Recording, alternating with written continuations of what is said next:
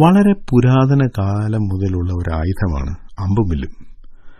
അധികം ദൂരത്തല്ലാത്ത മൃഗങ്ങളെ വേട്ടയാടാൻ അമ്പും വില്ലും ഉപയോഗിക്കുമ്പോൾ അമ്പ് ലക്ഷ്യസ്ഥാനത്ത് എത്തിയതിനു ശേഷം ആ അമ്പ് തിരിച്ചെടുക്കാൻ സാധിക്കും. എന്നാൽ വളരെ ദൂരത്തുള്ള ലക്ഷ്യത്തേക്ക് എയ്യുന്ന അമ്പുകൾ തിരിച്ചു കിട്ടാറില്ല.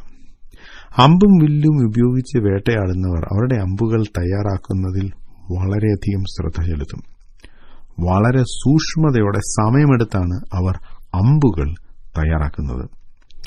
വില്ല് തയ്യാറാക്കാൻ അധികം സമയം അവർ ഉപയോഗിക്കാറില്ല. പക്ഷേ ഓരോ അമ്പും തയ്യാറാക്കുവാൻ അവർ വളരെയധികം ശ്രദ്ധിക്കണം. അതിനൊരു കാരണമുണ്ട്.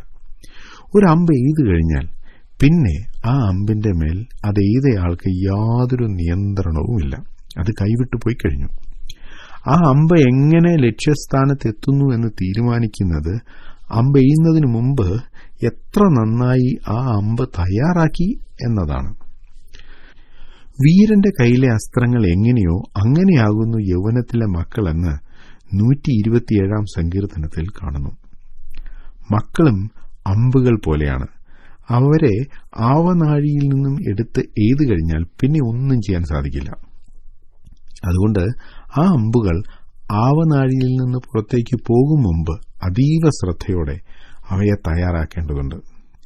മക്കൾ മുതിർന്ന് മാതാപിതാക്കളുടെ നിയന്ത്രണത്തിൽ നിന്നും പുറത്തേക്ക് പോകും മുമ്പ് അവരെ അതിനുവേണ്ടി തയ്യാറെടുപ്പിക്കേണ്ട ഉത്തരവാദിത്തം മാതാപിതാക്കൾക്കുണ്ട്. അത് മക്കൾ മാതാപിതാക്കളോട് കൂടെ ഉള്ളപ്പോൾ തന്നെ ചെയ്യണം.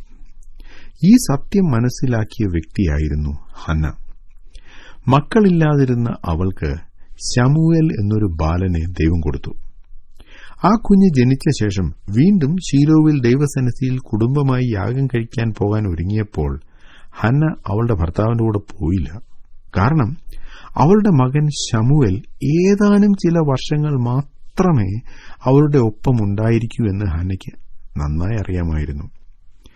ആ സമയം ഒട്ടും വൃഥാവാക്കാതെ ആ ബാലനെ പരിശീലിപ്പിക്കേണ്ട ഉത്തരവാദിത്തം തനിക്കുണ്ട് എന്ന് ഹന്ന മനസ്സിലാക്കി. കാരണം ശമൂവേലിനെ പിന്നീട് ശീലോവിൽ യഹോവയുടെ സന്നിധിയിൽ കൊണ്ട് ആക്കിക്കഴിഞ്ഞ് ഒന്നും ചെയ്യാൻ കഴിയില്ല.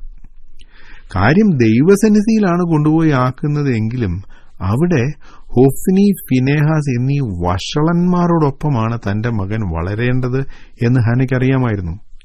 ഇത്തരം വഷളന്മാരുള്ള ലോകത്തേക്ക് എന്റെ മകനെ വിടേണ്ട എന്നല്ല അവൾ തീരുമാനിച്ചത്. മറിച്ച് ഈ വഷളത്വം നിറഞ്ഞ ലോകത്തിൽ ദൈവത്തെ അനുസരിച്ച് ജീവിക്കുവാൻ മകനെ പരിശീലിപ്പിക്കുകയാണ് ഹന്ന ചെയ്തത്.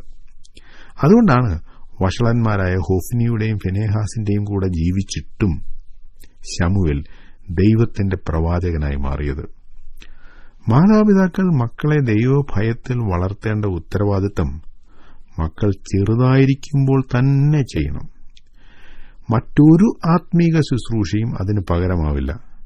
ഹന്ന ചില വർഷങ്ങൾ വർഷാന്തരയാഗം കഴിക്കാൻ പോയില്ല.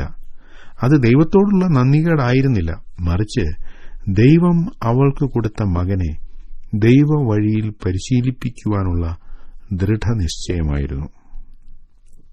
ഞങ്ങളെ വിളിക്കുവാൻ ആഗ്രഹിക്കുന്നുവെങ്കിൽ 0988-22-1957 എന്ന നമ്പർ ഉപയോഗിക്കുക. എല്ലാ ബുധനാഴ്ചകളിലും വെള്ളിയാഴ്ചയും രാവിലെ 11 മുതൽ 12 മണി വരെയുള്ള സമയം ഞങ്ങൾ നിങ്ങൾക്കായി പ്രാർത്ഥിക്കുന്നു. പ്രാർത്ഥനയ്ക്കായി വിളിക്കേണ്ട ഫോൺ നമ്പർ 079960010203.